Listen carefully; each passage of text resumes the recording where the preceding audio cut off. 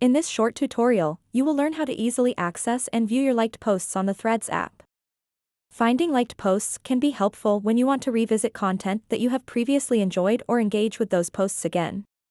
To get started, open up the Threads app and then tap on the profile button at the bottom right corner of the screen. After that, tap on these two horizontal lines at the top right corner of the screen. Once you are on the settings page, tap Your Likes.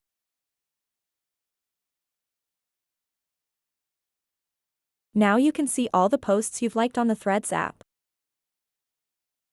If you want to remove a post from your likes, simply tap on the red heart button under that post. So that wraps up this tutorial.